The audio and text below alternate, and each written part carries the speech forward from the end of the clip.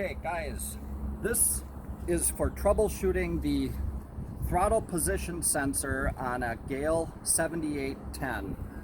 It's a 2005, it has Perkins diesel in it, and what happened was I changed my oil, went to start it, and I had a check engine light and no throttle response whatsoever. So when I would hit the throttle, just idle. That's all I could get out of it.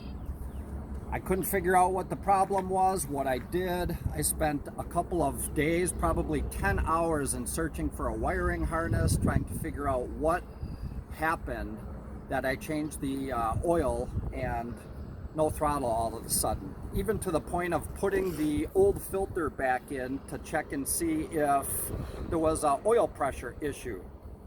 Well, the problem was really funny, and it cost me, actually not funny, but it cost me $350 to find out, and the dealer was virtually clueless. We ran the trouble codes. It showed a throttle position sensor, and after several discussions with the dealer, it turned out that I needed a new throttle position sensor.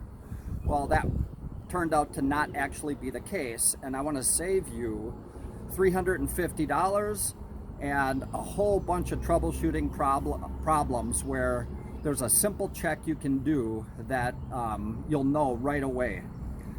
This is the throttle position sensor that came out of that machine. The bad thing is with these Gehl machines, the gas pedal freezes up and sticks. So if you try to get to idle, sometimes you actually pull the throttle back to idle very hard. And what I did was I reached down and grabbed the pedal and unknowingly had thrown my throttle position sensor out of calibration, which makes it run to a no start fault position. So if you look at this throttle position sensor, inside of this block is a stop. It's a metal mechanical stop.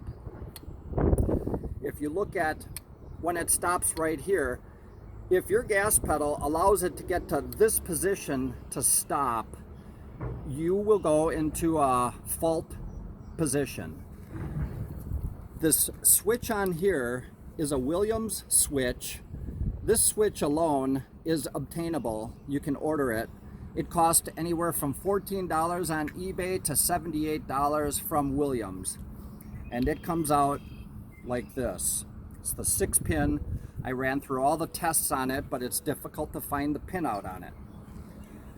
You don't need to do that to check it. You can try my method first.